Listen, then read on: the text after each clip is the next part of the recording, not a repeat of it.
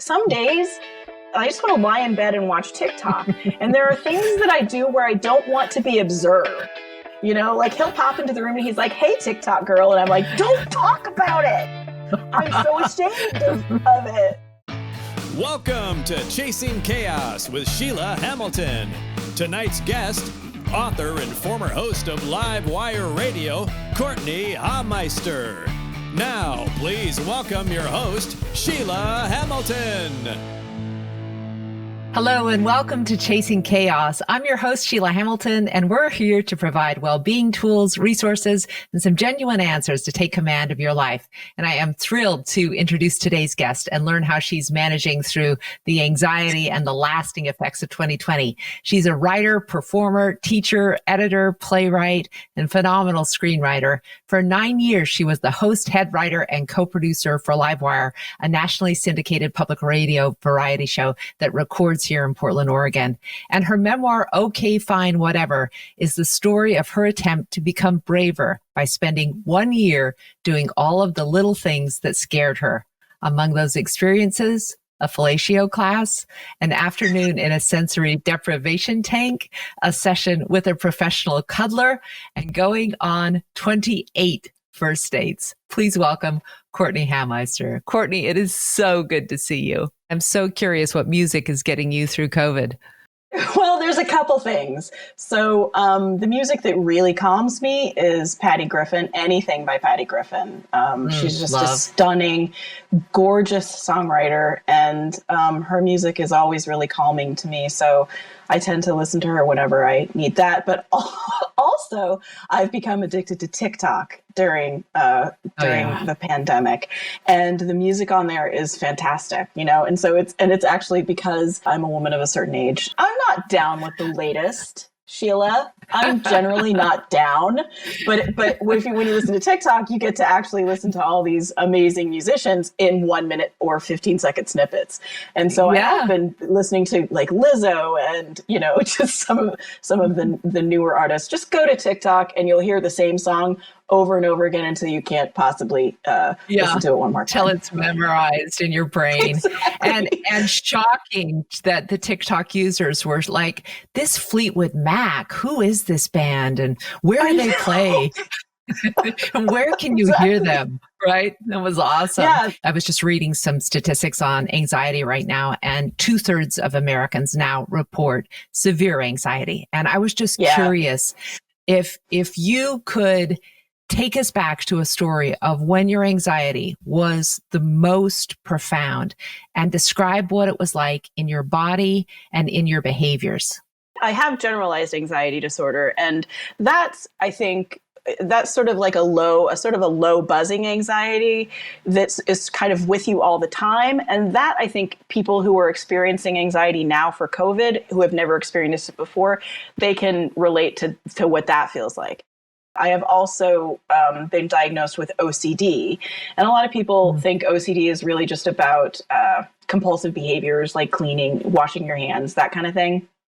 But OCD is really about intrusive thoughts, and so if someone is doing a lot of cleaning, those compulsions are actually a way to fight those intrusive thoughts, like there are germs everywhere, and they're going to kill me, so I have to wash my hands a bunch of times. Another issue, I think, right, with COVID is I'm sure people who have OCD in that way are really struggling. But you can also have just intrusive thoughts and not have any compulsions, and that's what I had. I tend to, and so I had harm OCD, where I was afraid that I had hurt someone or was going to hurt someone. And then I also had health fears, right? When you have anxiety, you tend to have brain fog. You have this increased amount of adrenaline and cortisol coursing through your system, and it makes you have difficulty a lot of times accessing words. And so because of that, I started obsessing that I had early onset Alzheimer's this was about 5 years ago. What that means when you're struggling through something like that, you're waking up in the morning and you might feel what people perceive as normal for a couple minutes until your body immediately remembers. And so you have some sort of thought that leads you to think, I'm going to die of Alzheimer's, or I'm going to kill myself before it gets really bad. And then what you're living with is just a terrible sense of anxiety and fear, essentially terror, because when you have OCD, those thoughts are facts. They are not just an idea. That is happening. And so imagine waking up in the morning and knowing that your brain is disintegrating. Anxiety lives in everyone differently. In my body, it absolutely lived in my chest. And what that meant was that I couldn't take deep breaths. You know, I tended to, my breathing tended to be very shallow. Those who have had panic attacks recognize that when you have the symptoms of a panic attack, it tends to cause a panic attack. Right? Because you're like, oh no, I'm getting one. And then it becomes a self-fulfilling prophecy. A lot of times you get tingling in your extremities and then just a terrible sense of doom and weight in my belly that feels like nausea. Those of us who are old enough remember when television would go off in the end of the night, we used to call it the ant races. And essentially it's just this constant fuzz. Do you remember the noise that it used to make? Do TVs even do that anymore? I don't know. And on the radio, what that's called is interference. And that's what it does. That's what that does in your head. It is an interference. It's a way to be, you cannot connect to thoughts. And so imagine if you're really struggling with something, like you just heard that someone in your family got a diagnosis, or you get a call from your doctor, you just got a mammogram. And you get a call from your doctor saying that they'd like for you to come in because they want to talk to you about it. That feeling that you get, imagine just walking around with that. And what happens then if your partner comes into the room and is like, do you remember, did I put my green sweater in a weird place? And you are needing to respond to them, right? But all that you have in your head is that doctor call. And so you can't even really remember what a green sweater is. I am so struck by this while I'm listening to you speak, that that just living, that just going and doing what we're doing today, which is opening your Zoom and pressing on it and making sure that your hair is combed and thing, is such an enormous task for a person with anxiety, because everything is above and beyond that feeling that you just described, those symptoms, that overwhelming feeling that you're being sort of like taken away in your body. And here you are coping, sitting down and talking to us. An enormous amount of control is necessary to actually live a life with anxiety. Control is such an interesting word to use, right? Because you just feel completely out of control. So everyone is living with anxiety right now. Susanna Mars, who's a great local singer performer, and she has a podcast, and she interviewed me, and she said, I just read somewhere that that the definition of anxiety is discomfort with uncertainty, and it was like, that's maybe the best description I've ever heard. Exactly. And it's what we're all going through right now. And I, in terms of control, I initially, and continue to a little bit, just lost control.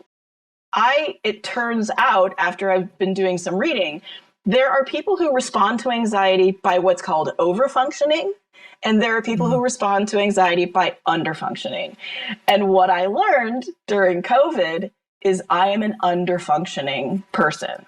And so I don't know if you've seen this, but a lot of people have been posting things like, hey, can we normalize not responding to emails during this? Can we normalize not getting back in touch with our friends, even though we desperately miss them? Because as an underfunctioning person, all you want to do, I have to tell you, Sheila, I have not in my life in the past, experienced so many times when I have quite literally wanted to crawl under my desk. I just wanted to crawl under my desk. That felt like the perfect response to all of this. It just felt like it would be cozy down there. And I can't, you know what? I can't respond to your email. I am under my desk. I so agree with you. And I always like to look at people's background, and you have a very cool sign that says, this is some serious bull crap. And I really would like you to print that for me and send it to me, because I've thought myself, Courtney, that people who weren't reacting like that maybe have something wrong with them a little bit. I mean, honestly, I'm saying that in all seriousness. Like, if you haven't had a day or maybe even a week where you haven't come to some sort of existential crisis about who we are and how we're living, then I don't think you're paying much attention. Do you know what I mean? Absolutely. Well, and I think that, but I think self-delusion is a tactic, right? I mean, self-delusion is a way for us to continue surviving in this world, And so number one in Courtney's toolbox, self-delusion. Oh my gosh. I mean, but I think that that's what those people are doing. It's either, as you say, they're not paying attention, or they're not thinking about what's going on, or it's a form of self-delusion. And I have to say, so my sign does say that. And it did say that. It's one of those signs that you see all the time on influencers, Instagrams, and they all have inspiring quotes on them. And this is my version of that. This is an under-functioner's inspiring quote. Everyone needs to realize there is no moral value to either of these responses. And I want everyone to recognize that and have some self-compassion. Yeah. Your friend, you know what she did in March? She bought a barn and she completely renovated it, and she turned it into a home for underprivileged yoga goats or whatever. Good for her. Yay for her. That's her response to this.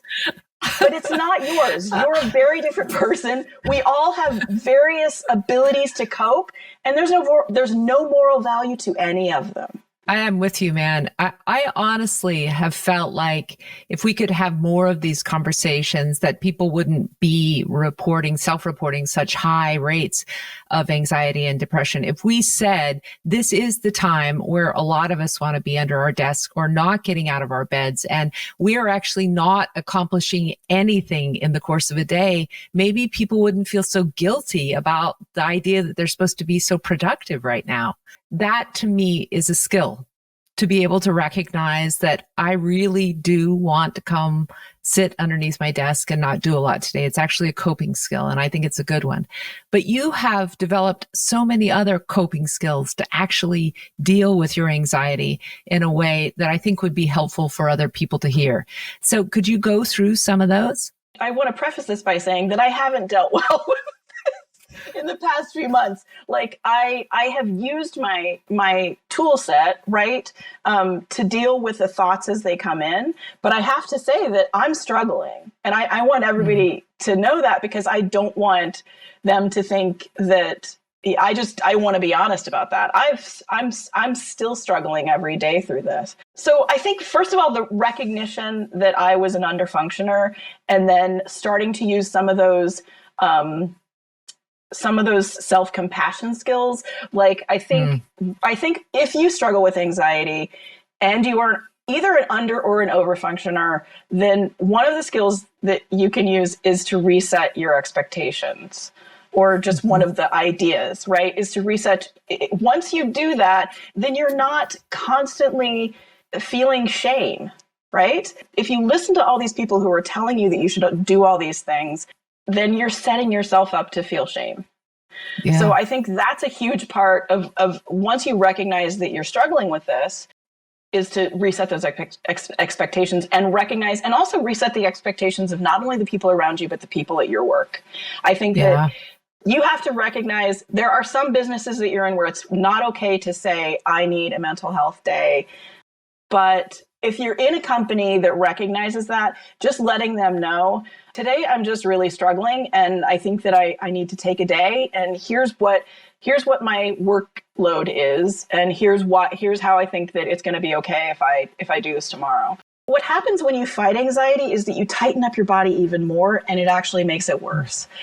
So the first thing that I would say is to name it. So and you might feel dumb doing this, but just say it out loud. My chest is really tight right now. And what that does is it sort of takes you out of your brain and allows you to just gives you a little bit of perspective on your own body, and also recognizes that tightness in your chest is all it is, and it might not mean anything. It is a sensation in your body. And sometimes we have no idea why our body does this. But the tough thing about anxiety is that our culture's always said, trust your gut. Trust your gut. Oh, your body knows, right? Sometimes your body doesn't know shit. Yeah. Anxiety is the ultimate unreliable narrator, right? Yeah. That's what's so difficult, is that when you have anxiety, you can't trust your body. You can't trust, and you can't even necessarily trust your thoughts. And the thing is, whether or not you have anxiety, you can't necessarily trust your thoughts. We have about 75,000 of them a day. Most of them are meaningless. My favorite metaphor for this is a dog sitting at the side of a road watching cars go by. You have 75,000 cars going by. And I think that you've spoken to Anna Debenham. She has an amazing nonprofit in Portland called the Insight Alliance, and she helps a lot of imprisoned people to sort of get out of the prison that's in their head. One of my favorite phrases that she uses is your brain's special effects team. So you have a thought and it's just sitting there, and then your brain's special effects team gets a hold of it.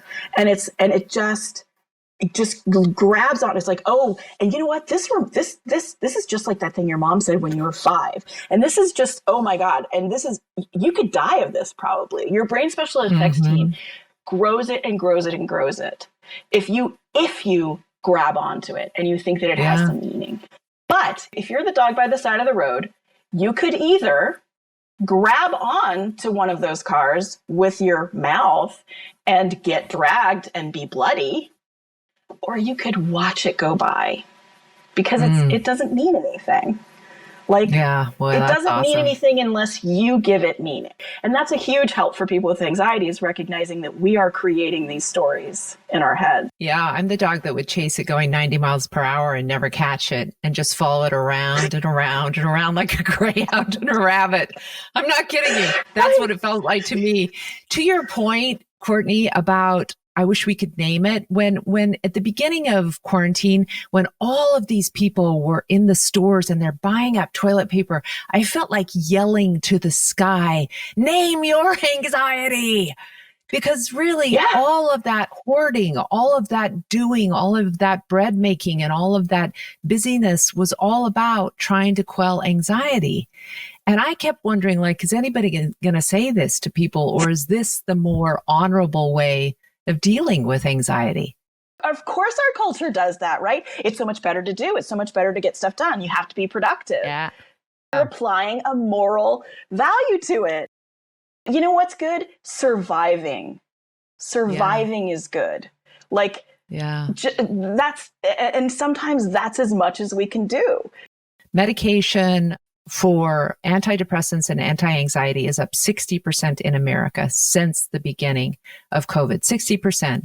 So it is clear that people are really struggling. And I also think it's fascinating to me the way that you have eliminated a ton of the stigma around taking medicine to help deal with these kind of problems. So talk to people a little bit about the journey that you've had on just trying to find the right mix of medication that worked for you. Oh my gosh. I mean, I'm still struggling with that. You know, I had a series of about 5 months where I was having intrusive thought OCD. It was about a year and a half ago. What ended up working for me was Prozac. And one of the things that we know about SSRIs that we talk about, the majority of the people who take them, it takes away their sex drive. I don't know if that's being discussed quite enough. I think that it's something that people just agree to. They just say, I'm willing to trade that. Yeah. And I think that for me, because I wasn't sexually active until a lot later in life, and I was a fan. And I Yeah. think that We all are. that was really, yeah. And there are some people who honestly, and so many women who are postmenopausal can take it or leave it. So for them, it's like, it's fine. It's, it's not like anything has changed. I'm willing to make that trade. Like, of course, I'm going to trade not being able to reach orgasm for thinking that I'm going to die every day. Yeah, I'm absolutely willing to trade that. More and more, what I'm really hoping that comes out of this situation, and the fact that so many Americans are struggling with anxiety and more people are going on these medications, is that the stigma of getting help and taking medications will be taken away. I keep talking about moral value. There are people who assign moral value to being able to deal with your mental illness without taking drugs. Fuck that. Not to do swearsies, but that makes me, I cannot tell you how angry it makes me when anyone assigns a moral value to anyone struggling with a mental illness and who just needs to get by. Whatever you need to do to survive every day is absolutely okay. We'll be right back with more Chasing Chaos after this brief message. Chasing Chaos supports the bold mission of NAMI Clackamas. The National Alliance on Mental Illness is a grassroots organization dedicated to improving the quality of life for everyone impacted by mental health issues through support, education, and advocacy. One of the many things that makes NAMI unique are its robust classes and support groups delivered entirely by trained volunteers with lived experience. Join other generous folks like you who share NAMI's vision of hope, health, acceptance, and the well-being of our community. Learn more about their life-changing programs and give now at namicc.org/chasingchaos. I thought what you did in your book, okay, fine, whatever, you can hold it up for people, please, and so they can see the brilliant cover. It's so cool. I wore a shirt to match. You did it really in a very comical way, kind of exposure therapy. You took things you were deeply afraid of and you immersed yourself in them. But I always wondered after reading it, was there an experience you didn't keep in? Was there something that happened that was so uncomfortable and so weird that you actually didn't include it in the book? I think there wasn't, because I put in the weirdest experiences that I had, because those were the hardest to write about. I think that, that's the thing. It wasn't like absolutely insane stuff, but it was definitely insane for a person who struggles with anxiety. And the professional cuddler, I just don't like talking to strangers. So cuddling with a stranger was just beyond. And especially, again, with a weight problem, that was really difficult. It's fascinating to me that you went on 28 dates, but you also met the love of your life. And I'm curious how COVID has impacted that love and that union, because as we all know, people are saviors for our mental health, and they're also what exacerbate it madly. So how is that going? I have never lived with a romantic partner, and I'm 52 years old. No moral value to that. Just fighting that thought, or just no sort of value. Like, you're not a freak. It's fine. You're not a freak. So he bought this wonderful mid-century house, and we moved in December of last year. And then COVID happened in mid-March, and I was just learning to live with a romantic partner. And here's what happened is that I cannot live with someone 24/7. I can't. Yeah. I've just realized that. And and this is again something that I think, if you have anxiety, I think that we tend to sometimes dismiss our fears, or you're just like, oh, you're overthinking this and everything is fine. Talk to people, talk to a therapist, talk to your friends. I think that my curiosity saved me in this case, because I talked to a bunch of friends, and here's what I would like to normalize. I would like to normalize loving someone and not being able to live with them 24/7 for the rest of your life. Here. And I had this idea with a friend of mine who was also really struggling with this. And it was to get an apartment that we essentially, all of the women who were losing their freaking minds, timeshare. What? How did I not get invited to this? Huh? Well, that's the thing. We haven't done it yet. But that was the thing. And the way that I talked to my friend about it, I was like, so I have this idea, and it's either genius or it's a harbinger of doom for my relationship. And I talk to women about it, and their eyes just widen and they say the same thing. They're like, where's the list? Can I get on the list? But I have to tell you, Sheila, I don't know how many conversations you've had with people, but it was really hard for me to find people who normalized that. And we're like, oh yeah, it's really hard. I come from a family where my sister and her partner bought condos next to one another. My parents routinely took 2-week breaks apart from each other just to say we want to keep our relationship fresh. I completely agree with you, Courtenay, that these kind of realities have to be brought up. They have to be actually be discussed in kind of an open and honest realm. And it's not that we don't love the people deeply or they don't love us. It's just that human beings aren't meant to be together this much. We are not meant to be together this much. It's funny because I've talked to my partner about it, because I've said, I mean, aren't you being driven crazy because you have no privacy or solitude? And he's just like, I'm good. Like it's not something that he needs. And that's normal too. Like he goes down, we have a basement. We're very lucky. Like we have an office, and, I recognize that. Like I recognize how lucky you are, but I cannot live without solitude.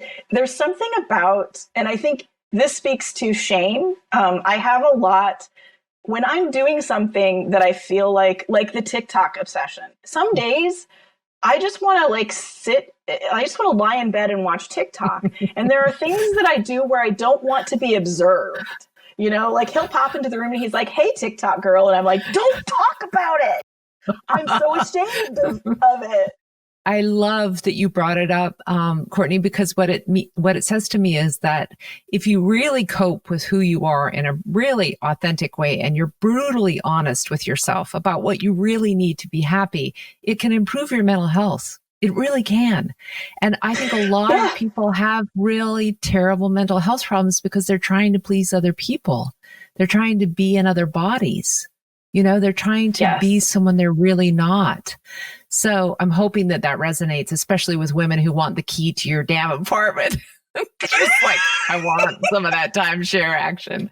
I have been curious to ask you this question since I've known you. Do you feel like your humor in some ways saved your life? I would say absolutely. I mean, I think that it saves a lot of us. There are those of us who sort of have this. It's a language that we have kind of with our friends, and there are people that I've known who use humor to avoid talking about difficult things. But the people that I know use humor to talk more deeply sometimes about things that are difficult.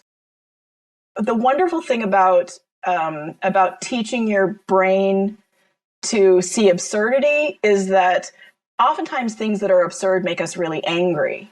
And to figure out a way to see ridiculous things as absurd as opposed to frustrating or having humiliating things happen in your life. I feel so incredibly lucky that I have taught my brain to seek out the absurd in these stories and to find humor in them, because it helps me to reframe them. And reframing, as we know, right? Reframing helps us to look at our life in a different way and in a more positive way. And, and I always say in my classes, if we believe that we are made up of our stories and we can go back and see a story in a different way and see a story in a way that feeds us better, then we're literally changing our life, and that's extremely powerful. So I feel like it absolutely has. I'm always just completely moved after I talk with you, Courtenay. Thank you for doing this so much. We hope you enjoyed this episode of Chasing Chaos. Tune in next time to hear more stories like Courtenay's and find genuine answers on your path to well-being. I'm your host, Sheila Hamilton, and I hope you stay strong. Join other big-hearted people like you who support our mental health community. Give now by clicking on the Facebook donate button or visit namicc.org/chasingchaos. Get the latest tools and resources to manage your well-being. Plus, learn how to keep safe, get tested, and where to be immunized for COVID. Visit namicc.org. We hope you'll share this episode of Chasing Chaos with your friends. Tag your posts with Chasing Chaos. Join us next month for a riveting conversation about the wild ride of unemployment and how to get back on your feet again with career expert and CEO of JobJenny.com, Jenny Foss. See the schedule at namicc.org. Have a question about anxiety, OCD, or where to find COVID resources? Stick around for a few minutes and chat with Nami or others in the community right here on Facebook. And while you're still with us, remember, you can help others retake command of their lives. Make a donation to fund NAMI's life-changing classes, support groups, and programs. Every dollar makes an impact. Just click the Facebook donate button or visit namicc.org/chasingchaos. Thanks again for watching. Stay strong.